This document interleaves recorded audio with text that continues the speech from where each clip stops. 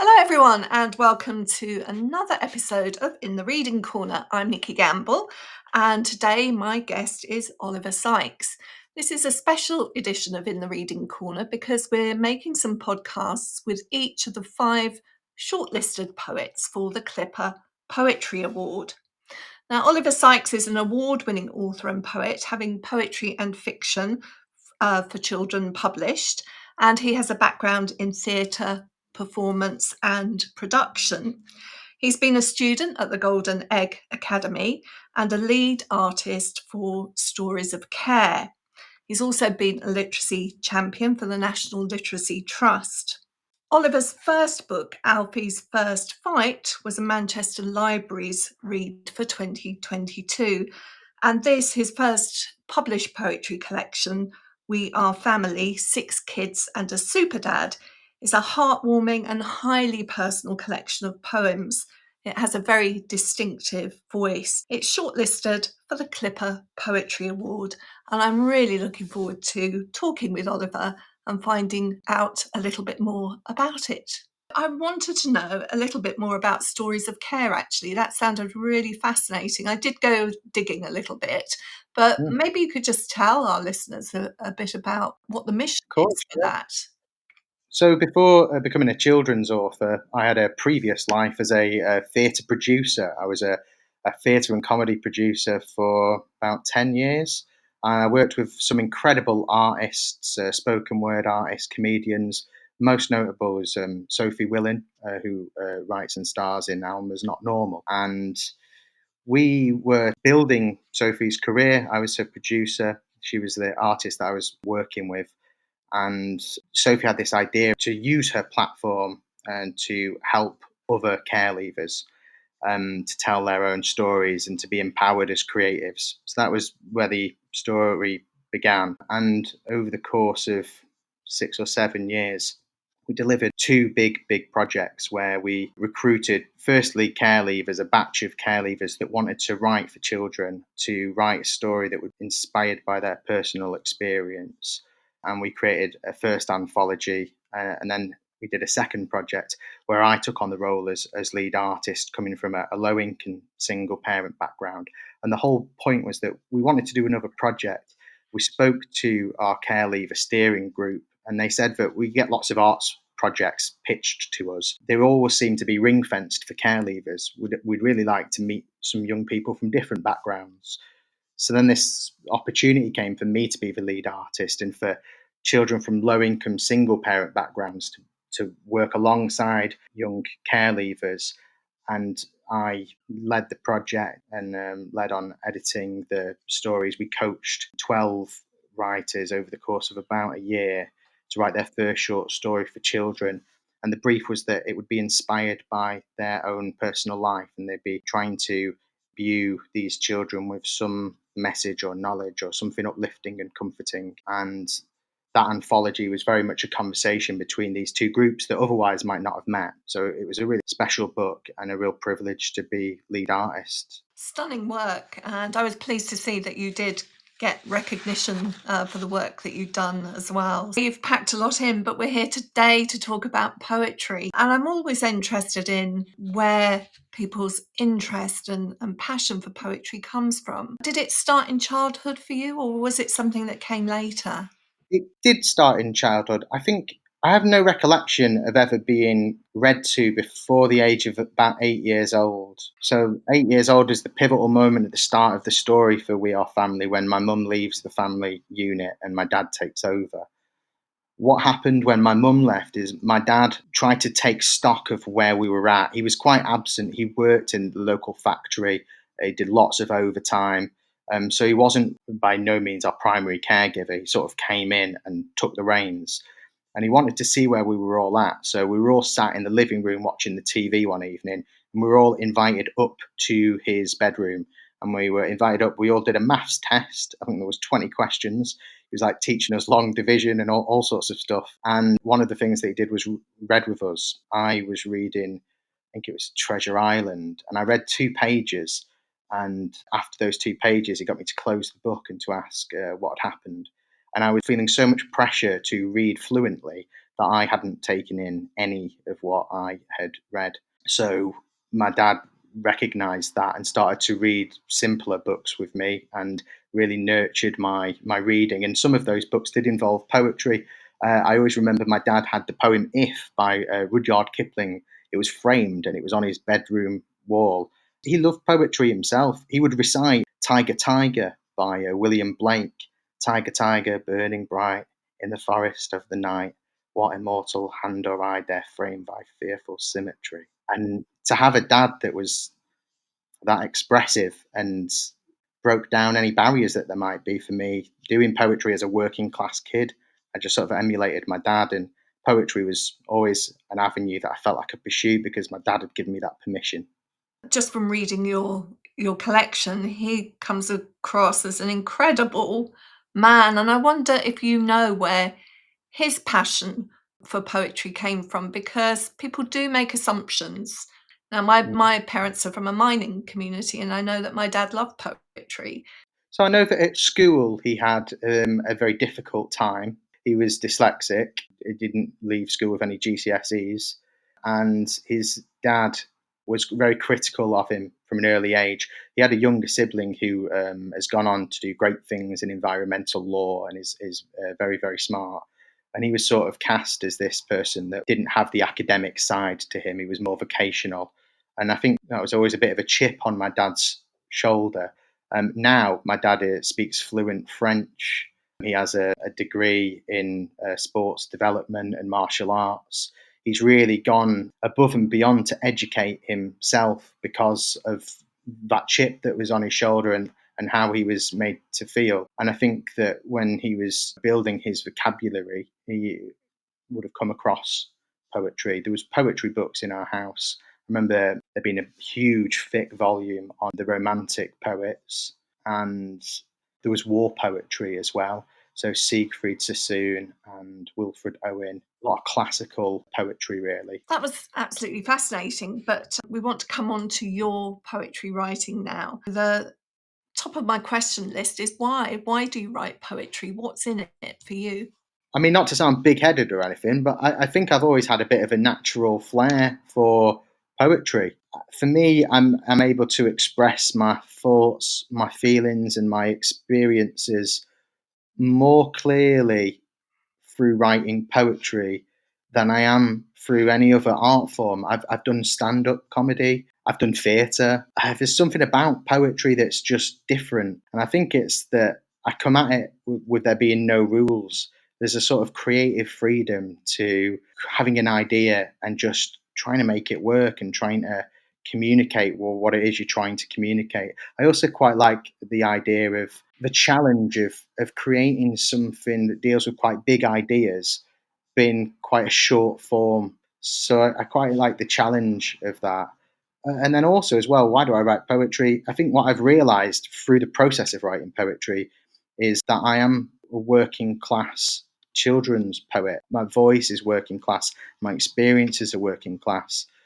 And I think it's something that's missing, or there's not a lot of it in children's literature and children's poetry. So I almost feel duty bound to write stories as poems and to write my stories and to write poetry, because there's lots of children out there that have going through what I went through as a child, and I want them to feel seen and I want them to feel less alone. And I think that stories and poems will enable them to do that. How do you approach your writing? Is it a job? Do you go to your desk and write every day? Or is it much more fluid for you? Do you write when an idea pops into your head? I'm more of an when an idea pops into my head. I do a lot of things with work. I work 2 days, 2.5 days a week as a theatre producer for Waterside Arts in Sale. I do some cover work at the local library where I am now, and new father to a baby daughter. So I don't have the luxury of really sitting and writing for like a full day. I don't think I've ever really had that. I'll get snatches of 4 or 5 hours here, and I just have to challenge myself to make the most of those snippets of time. But in terms of how I approach writing, I think it's constantly evolving. The older I'm getting, the more full my life is becoming, the more I have to carve out time to do my writing. But yeah, when it comes to actually writing a poem, I generally have a concept or an idea banging about inside my head, and I have to snatch it there and then. I can't bank it and come back to it later, because I come back to a note and it doesn't make any sense to me. So I have to go for it and try and flesh out just a loose first draft. And then I'll work and work and work on that for maybe about half an hour maybe. And generally, if it's a good one and it's going to work, it will work in that time. And I'll have a first draft that I'll feel comfortable leaving it at that. I might revisit it a day or two later, or I might leave it if I'm happy with it for 2 or 3 weeks, a month, 2 months. And then when I start to amass maybe 20 or 30 poems, I'll have a read over all that I've written, and I'll start to assess whether or not there are any themes organically emerging from what I'm writing. So I never really write to a brief when I'm doing poetry. I've tried writing a poem about like Jupiter for a science magazine or about the environment. I'm sure I could, but it would take me that time to really focus and research. Whereas I think that one of the great things about writing from personal experience is that I know it because I've lived it. And then there's something really personable and distinctive and authentic that I think that gives that poetry its strength. So yeah, it's just the pursuit of the truth relating to me and how I feel, and the experiences that I've had. Can I ask you a question about editing Yeah. poetry as opposed to editing fiction? Do you think people are more nervous of editing poetry than they are of editing fiction?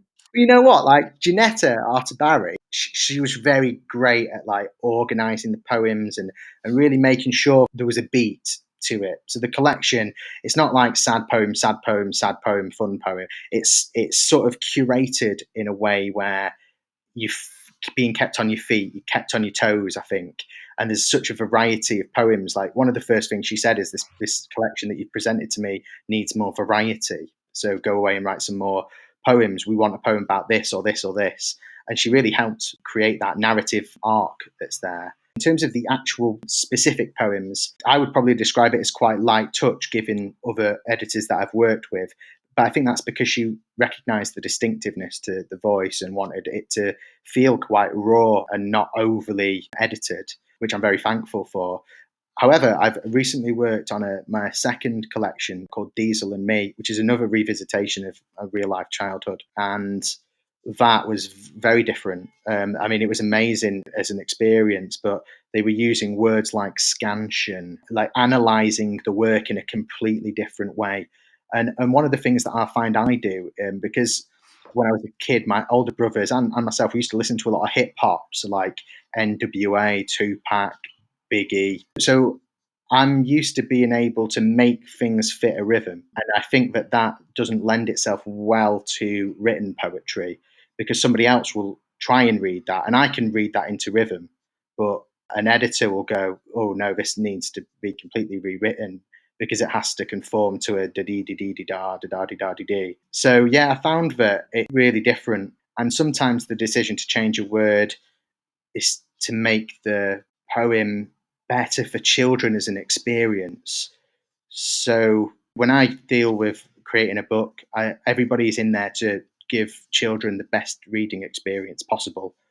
And I'm very open to however people want to work. Janetta was really good, and I really enjoyed that. I also felt like I learned so much from working with the editors at Collins Big Cat Books. Are people more or less likely to change words? I think probably they're a bit more reluctant in poetry because there's the recognition that a poet's been a bit different to being an author. I think as an author, there's a narrative arc, there's emotional journeys that the characters are going on. There's the similar thing of readership and wanting to make sure that you don't use any obscure words, the clarity is there.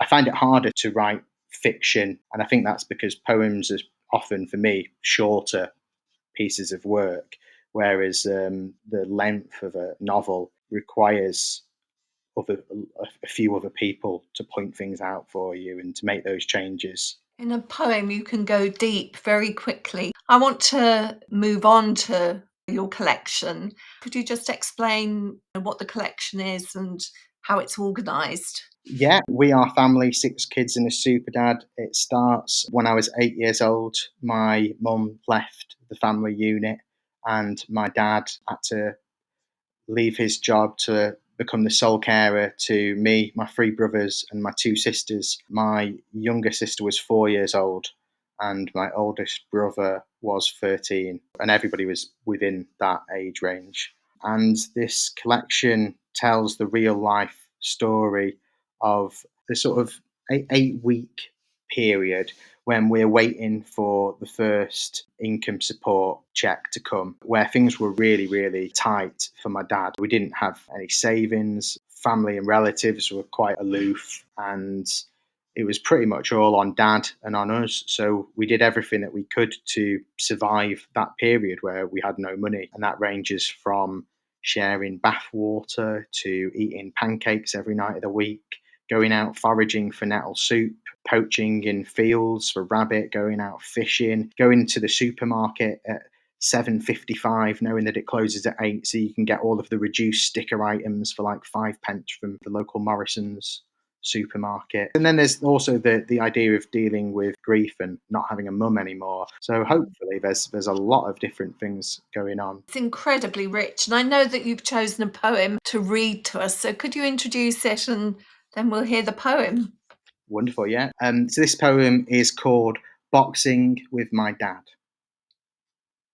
My dad and I don't get to spend lots of time together, but boxing with my dad, it's the greatest adventure ever. I love chatting in the car as we go zooming to the gym. Being one of 6 kids means it's rare to be just me and him. I love punching the boxing mitts when he calls out combinations. In one, bang! In two, bang, bang! And I love getting better when Dad shares his observations. Elbows in, he'll say to me. Keep that right hand nice and high. I always do just what Dad says, and I never go awry. He times me when I'm skipping. He cheers me on when I get tired. And when I've nothing left to give, he makes me feel inspired. Coming soon, I've my first boxing fight. I get so nervous, I could flee. Then I remember I've got Dad. I'm safe when he's with me. So I'll brave the boxing ring. I'll take that risk and I'll be glad. Because after all, I'm happiest when I'm boxing with my dad. You can be a boxer and you can be a poet. Certainly can. Sir Arthur Conan Doyle did it. He's one of my heroes from youth. That was one of the things I used to read with Dad. I don't know if you know this, but I was an amateur boxer for quite a long time, from the age of 13 to 18. I had lots and lots of boxing fights. Me and my dad would travel up and down the country, and yeah, marrying those two things of being able to be someone that's physically a specimen, a boxer, but then also somebody that can be a poet and express themselves was something that my dad really encouraged, and I'm very grateful he did. Just listening to you read, it's evident that you're very comfortable performing your poetry. Is it a really important aspect of your writing? When you're writing, do you think, how will this work as a performance? Yeah, 100%. Because I guess when I first started writing for children, I come from a working class background. I didn't know anybody involved in publishing. All I knew was theatre. I knew that performance was not just the idea of the liveness of performance and my love of performance and my love of being able to give a performance to children in a space. There's that aspect. But then there's also the aspect of coming from a working class background, knowing that organic sales that come through a website are going to be slow when you're starting your career. Like for me, performance was the way to make this work initially. You know, I did a stage adaptation of Alfie's First Fight, my debut children's novella. I did 110 performances of that. I travelled all over the country. Same with my second children's book. And by doing those performances and making something special for people, they wanted to buy a signed copy of the book at the end as a memento. And it's the same with We Are Family. So I have a show that is, you know, funded by the Arts Council. I have a director, set designer, costume designer, and all that stuff. And we've created this beautiful piece, I think, but it comes down to that. Well, I've got to make it work. I am the salesman for my own work because I don't have an agent. It's all on me. I go around to schools and theatres and libraries, boxing clubs. I've done shows outside food banks. Given books away for free in deprived areas. I think that if you were to take the performance side of poetry and story away from what I do, I'd still write, but the magic would be lost. Well, the poem that I chose, which I hoped you would read, isn't in your show. It's called This Field on This Farm. Would you be happy to read that one for us? Yes, absolutely. This field on this farm. I shot my first rabbit in this field on this farm. I was young and scared, but I saw with my own two eyes how that night's rabbit stew fed 7 hungry mouths. I found strength in this field on this farm. It was here all this time, just waiting for me to come and take it.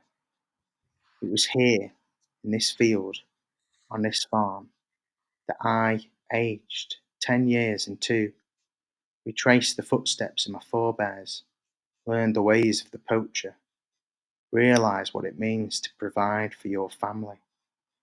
This field on this farm knows me, knows my struggle, knows my blood, knows my kin, and I love this field on this farm. I love it as family. I find that incredibly moving for a whole host of reasons. One is to do with the responsibility and the capability that young people can have. And we know that sometimes, children who are carers in families, there's are huge burdens that are put on them. But also, this is a poem about strength. And I found it really uplifting, actually. Tell us Yeah. tell us about the experience from your point of view, because these are all born out of real experience. It's funny, really, because when you're in it, the idea of shooting a rabbit, taking an animal's life, and skinning it. I had two, like I mentioned, I had two older brothers, one 13, one 10. Yeah, and I was 8. And they were doing it and they were talking about it. And my dad would come back regularly with, a string of rabbits on a stick that'd get hung up in the garage. And you're around that quite a lot. I guess it's the same as if you were the son of a butcher. You'd become desensitized to the sight of meat. Having to fix a rabbit in your sights with an air rifle and having to pull the trigger is a defining moment in a young person's life. And I chickened out the first couple times. I remember my dad had set things up. There was a quarry that was very, very quiet, and there was maybe 3 or 4 rabbits there. And my dad basically said that I would set it off, and 2 or 3 of us were trained on these rabbits. And I just lifted the gun up and shot sort of into the air, thinking that nobody would know. But my dad knew. And yeah, he sat me down and said that you can't do that again. and, and then the next time, well, the time after, I went, just did it. And I was sad and upset. But as I say in the poem, when you know what it is to go hungry at night and you know what it is to have a night where your belly's not full and you're worrying about where your next meal's coming from, you're thinking, oh man, the free school meal around the corner is going to be my next. When you're in that situation, I think things hit a little bit differently. The idea of shooting a rabbit for the meat, it's no different to buying meat in a supermarket. This poem is all about, as you said, finding strength in that as an experience and realizing, yeah, your responsibility being a provider for your family. Has your dad read your poetry collection? He has, yeah, yeah. He said that it smacked really true. He said that he cried over several of the poems in the collection. I think As Rich as Me, This Field on His Farm. But also, as well, like he gets a bit of a gentle ribbing dad for his cooking disasters and stuff. So I like to have a poem that is a bit sad like that, but usually it'll be followed by something a bit more uplifting. And yeah, he was really impressed with it. In terms of how he felt about the collection as a whole, he said that it really captured and brought him back to that time. I think that's what really good, powerful poetry does, regardless of it being autobiographical. I think if you can transport somebody back to a place And the fact that my dad felt like he'd been transported back to our childhood speaks to the power of the poems. Can you tell your dad from me that I think you were very unfair to him about nettle soup? Yeah, yeah. To be fair, Dad didn't discover seasoning until he was in his 40s. So like now, he would be able to make a very good nettle soup. Well, I'm really interested to know your poetry reading pile. What's risen to the top?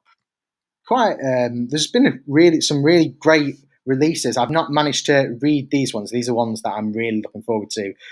Kate Williams, Squeak Squawk Raw. I read quite a few of her poems, and the way that they're formatted and her use of language is just it's just amazing. So I bought the copy of that for my niece, and to hear her reading the poems out loud and to have fun while she's reading them. I think the real playful nature of it's really good. Atty Line, Blue Jelly and Strawberries. I think that's going to be a book that does incredibly well. And then something I'm very, very excited for is Matt Goodfellow's The First Year. I just fell in love with Nate and his family, and I thought it was so authentically written. And I can't wait to see where he takes that. I felt like it had come to the end of the story, and I didn't imagine there being a sequel. So I'm really excited to see what happens next. Oliver, it's been such a pleasure talking to you today. It was impossible for me to pick out just one poem from this collection. It was the effect that all the poems had. And actually, reading them in sequence, we didn't really say that, but often with a poetry book, you can dip in anywhere. And I know that you can do this, but you get something from reading it in sequence. Very much about my albums. If I'm listening to music, my partner is very different. She will have a playlist and it will go all genres, completely all over the place. I like to listen to an album from start to finish. The journey that you go on for me is what I love. Anyway, thank you. It's been such a pleasure talking to you. And I can't wait really to see what the children make of it in the shadowing process. Me too. I can't wait, particularly being somebody that performs these poems a lot in a show that's toured around. I'm really excited to see what the teachers and the kids come up. Thank you.